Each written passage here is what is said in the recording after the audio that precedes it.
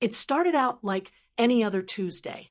The fluorescent lights above buzzed softly, casting a steady glow across rows of desks. The scent of fresh coffee lingered in the air, blending with the faint hum of keyboard clicks and low conversation. I had a deadline to meet, papers to organize, and a to-do list longer than I cared to acknowledge. As usual, I was multitasking, slightly flustered but determined to keep it together. A box of presentation folders had arrived earlier, and I volunteered to grab them from the storage closet. It wasn't glamorous, but I needed a minute to breathe. I slipped into the closet, bending over to move a stack of boxes out of the way.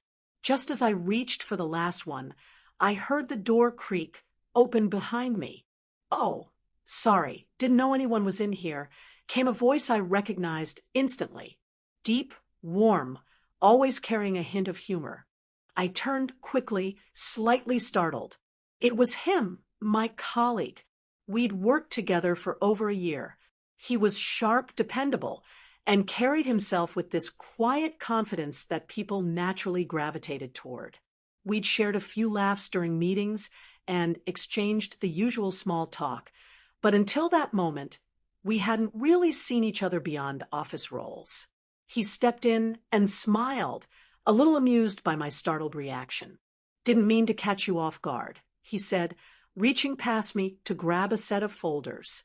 "You always this focused, or just pretending to avoid everyone today?" I laughed, a bit embarrassed, but not in a bad way.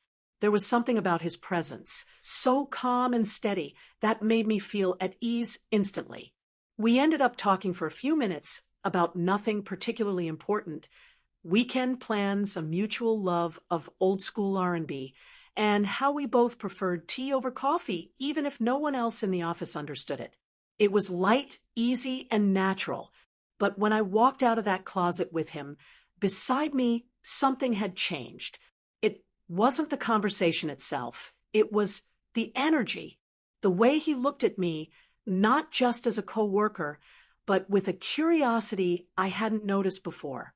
The way his smile lingered just a second longer. The way my heart didn't quite settle back into its usual rhythm after we returned to our desks. I tried to brush it off, convince myself it was just a moment, nothing more. But that night, I replayed our brief exchange more times than I'd like to admit. His voice echoed in my mind. His laugh. The way I felt strangely seen in that tiny, dusty closet, not for what I do at work or the tasks I check off a list, but just for being me. And though nothing had been said outright, I knew deep down a door had quietly opened between us, one that neither of us had intended to walk through. But maybe, just maybe, we both wanted to. After that day, something unspoken lingered between us. Not heavy, not awkward, just present. A shift so subtle that no one else seemed to notice, but I did. It showed up in the small things. The way he'd pause at my desk a little longer. The way I found myself listening for his voice across the office without realizing it.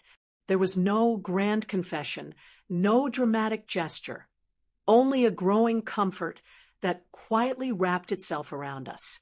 We started talking more. At first, it was just casual conversations. Music, childhood memories, favorite books. Then came deeper things. He told me about his younger sister, who looked up to him like he hung the moon. I shared stories I hadn't told anyone at work, my move to the city, the feeling of starting over alone, the quiet pressure to always have it together. He didn't interrupt or offer quick solutions. He just listened, and that meant more than anything. One afternoon, I was buried in spreadsheets, frustrated and tired, when he dropped a sticky note on my desk. It said, "You've got this.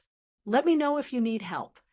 No one had ever offered support so simply without making it a big deal. I didn't need help with the spreadsheet, but his gesture lifted my entire mood. Another time, during a particularly chaotic day, I stayed late to finish a project. Everyone else had already gone home, but he walked past the conference room and saw me still working.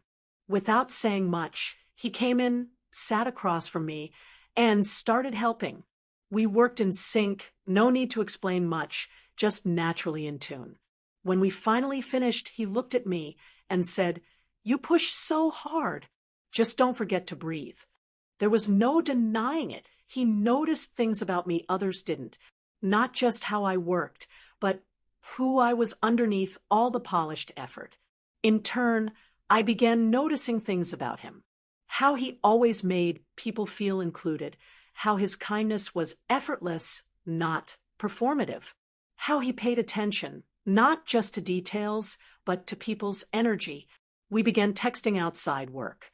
Nothing dramatic, just memes, check-ins, random thoughts.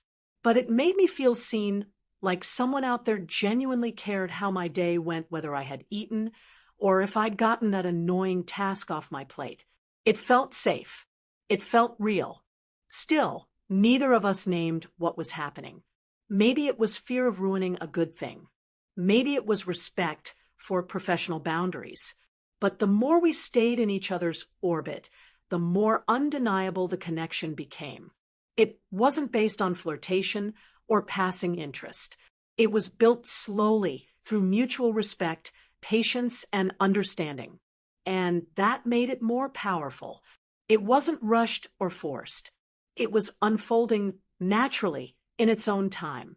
We both knew something rare was taking shape, something that didn't need to be labeled, yet to be deeply felt. Things continued as they had been, quiet, steady, unspoken. But the more we tried to keep it simple, the more complicated it became. One morning, our manager mentioned he might be transferring to another department. Just a possibility, nothing confirmed. But the moment I heard it, my stomach dropped. I acted like it didn't affect me, smiled, nodded, said all the right things. But inside, I was unsettled. The idea of him not being around every day, not hearing his voice drift across the room, not having those moments in passing. It was more than I expected to feel.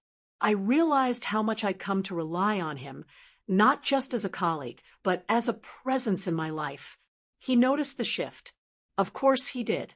He asked me, gently, if everything was okay. I told him I was just tired. He didn't press, just nodded, but something passed between us in that silence, a recognition that we were both holding back. Days passed, and the air between us changed. We still talked, still laughed, but there was a tension, a question neither of us dared to ask. I started pulling away, unsure what I was even waiting for. Maybe I hoped he'd say something first. Maybe I was afraid of what would happen if he did. Then, one evening, I got a message from him. Just 6 words. "Can we talk? Just us two." My heart skipped. I replied, yes, before I could overthink it. He didn't waste time with pleasantries. He got straight to it. "I don't know what this is exactly," he said, "but it's real. I feel it. I think you do too." I couldn't deny it anymore. Every moment, every glance, every quiet act of care had led to this. I admitted what I'd been holding in, that he made me feel understood in a way I hadn't in years, that I didn't want to imagine this space without him in it, that I was scared, but more afraid of letting something good slip away because of fear. He listened, as he always did, and when I was done, he smiled, not with triumph, but with relief, like we had both been carrying the same secret weight, and finally set it down.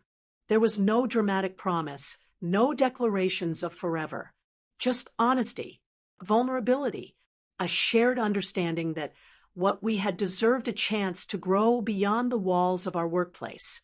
We didn't need to define it that night. We just needed to stop pretending it didn't matter. That moment was everything, not because it changed who we were, but because it allowed us to stop hiding from what we already knew. Something real had taken root between us, something worth nurturing wherever it might lead. We didn't need a plan. We just needed the courage to move forward together. We didn't rush into anything. There were no dramatic changes, no declarations to the world, We continued working as usual, but there was a quiet confidence now, like we'd both exhaled after holding our breath for too long. The tension that once came from uncertainty had shifted into something calmer, more intentional. Outside of work, we started spending more time together. Not because we needed to define the relationship, but because it felt natural. A walk after a long day, sharing dinner on a Friday night, conversations that stretched into the early hours without either of us noticing. It wasn't grand gestures or carefully planned dates. It was presence, attention, knowing someone was there and choosing to be there in return. There was a comfort in the everyday.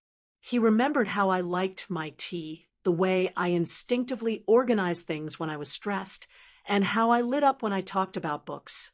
I learned how he always kept his promises, how he'd show up without being asked, and how his silence often carried more meaning than 100 words. We saw each other not through expectations, but through understanding, and that made all the difference. The connection wasn't loud. It didn't need to be.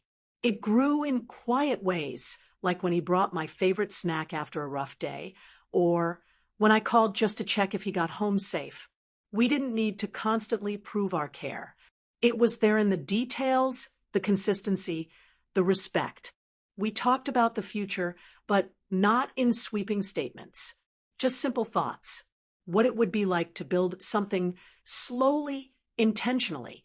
We agreed that love wasn't about perfect timing or flawless people. It was about choosing someone again and again, even on the quiet days. Especially on the quiet days. Looking back, it still makes me smile how it all began. A simple moment in a storage closet, a shared laugh, a conversation that might have gone unnoticed, but it was real. It was enough. And somehow, it was the start of everything. We often joked about it. How strange it is that a routine task could lead to something so unexpected, so meaningful. But that's how love finds you sometimes, not in big dramatic moments, but in the ordinary when your guard is down and your heart is open, even just a little. And when it does, you recognize it not by how fast it moves, but by how deeply it settles in. Now, when I look at him, I don't see just a colleague or a friend or even just a partner. I see someone who chose me quietly, consistently, without needing a spotlight. And I chose him the same way. No rush, no pressure, just presence.